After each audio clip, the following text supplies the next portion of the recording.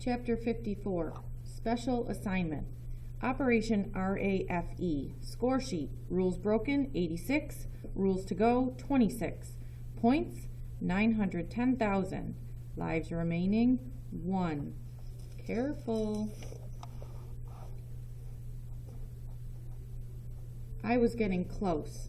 Close to the end of the rule book, close to getting all my pages back from Miller, and at least kind of close to the end of the year. The weather was warming up, and pretty soon it was going to be time to start thinking about that final project. But first, there was one other thing I wanted to do. This wasn't for points, or for Leo. It was just for me, and I was going to take all my skills to pull it off. Everything I'd used in the game so far: art, stealth, and bravery. The big 3. I'd already put together my materials, $6 for 100 black and white copies at Office Mart, and brought them to school that morning. Now here I was, sitting through first period Spanish, ready to make my next move. In Senor Wasserman's class, you can almost always get a bathroom pass as long as you ask for it in Spanish. So I'd practiced the night before. Senor Wasserman, ¿me permite ir al baño? I said. Sí, Rafael, he told me. The tricky part wasn't getting the pass. It was getting those copies I'd brought to school out of the room without anyone seeing. And that's why I already had a stack of them shoved down the back of my boxers. It didn't matter if the paper got wrinkled. In fact, I kind of like how it worked out, seeing as how the whole plan was all about getting back at the biggest butt face in the entire school. Look at the pictures. It's Miller the Killer Chicken. Uh-oh. Chapter 55. Is it still bullying if you're bullying the bully? By lunchtime, I'd gotten 4 different hall passes and hit out most of the boys' bathrooms, 2 of the girls' bathrooms, and the back of the library, and a bunch of the second-floor lockers, all without being caught. Not only had everyone seen my flyers by now, but they were all talking about them too. It wasn't like I expected people to actually buy this idea, that Miller was any kind of chicken, killer or otherwise. Still, I had a feeling the nickname was going to stick for a while. That took care of the offense part of my plan. Now it was time to switch to defense. I hadn't laid eyes on Miller since homeroom, but it didn't take a genius to know I'd be at the top of his suspect list. In fact, he was probably looking for me right then. So I went looking for him. He and his friends almost always hung out in the hall outside the gym at lunch, and sure enough, there they were. My heart was pounding big time as I walked up to them. Ricky Pena saw me first and elbowed Miller.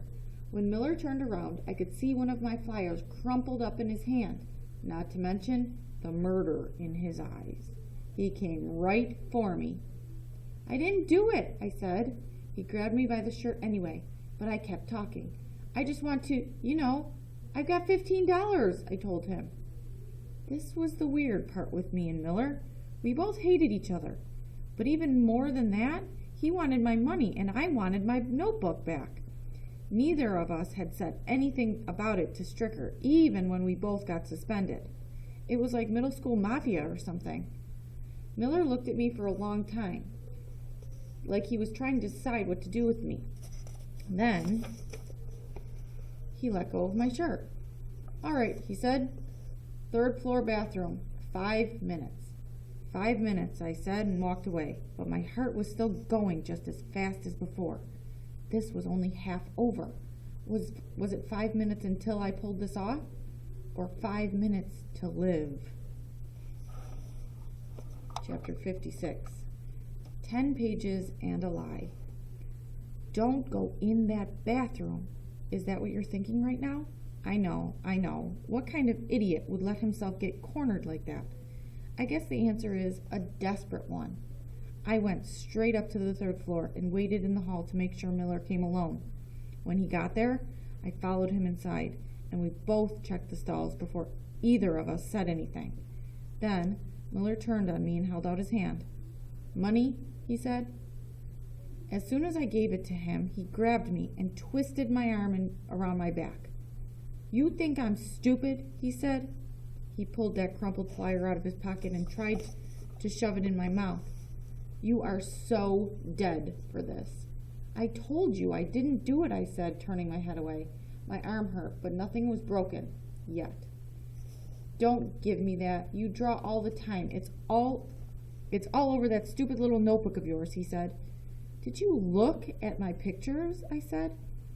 They aren't anything like the other thing. It seemed like a bad idea to actually say Miller the Killer Chicken out loud right now.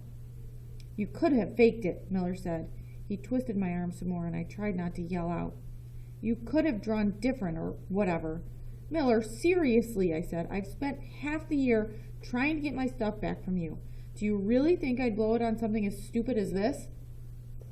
I was still more scared than anything, but I have to say that was just about the most genius moment of my life. Not only did Miller buy it and finally let me go, but he gave me the 10 pages I'd paid for. Besides my arm, which hurt like crazy, I hadn't felt this good in a long time. How many more pages to go? I asked him. He'd stopped giving them back to me in order, and I was losing track. Just keep bringing the money and you'll find out, he said. I'll tell you this much, though. You figure out who made these? He threw the flyer in the garbage and then kicked the garbage can over. And I'll give you 10 pages for free. That's a deal, I said, and got out of there while I still could. When I left that bathroom all in one piece, I decided Leo had to give me some major points for this after all. I'm not sure if I broke any rules that day, but it didn't even matter. I'd figured out that there's way more than one way to fight a war. And believe me, that's worth a lot. Chapter 57. Into the home stretch. Then, on the last day of the third quarter, something amazing happened.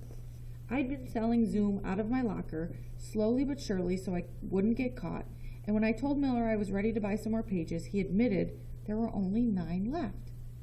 But the price just went up again. You can have them for $20. I didn't even care. I had 27 in my pocket anyway, and as long as Miller didn't know that, it was almost like saving $7. Even better, my school year was now officially headed into the home stretch, and Miller's reign of terror was over. Okay, well, Miller's reign of terror was never over, but at least he couldn't hold that stupid notebook over my head anymore. I decided that this was a good time to start thinking seriously about my big Operation RAFE final project. The rules were that I had to get all the way through the HBMS Code of Conduct before I could move on to the last round, but that didn't mean I couldn't start getting ready for it in the meantime. After school, I rode over to the Office Mart and picked out a big, heavy-duty black marker. I got the kind with the chisel tip that can make thick or thin lines with the same pen. It cost $4.99, which left me with just enough to buy some flaming barbecue tips on the way home. Back in the garage, I took a roll of masking tape from Bear's workbench, a stack of old newspapers out of the recycle bin, and a can of Zoom to go with the chips. I brought it all back to my room and stuck a chair under the doorknob for maximum security, just in case.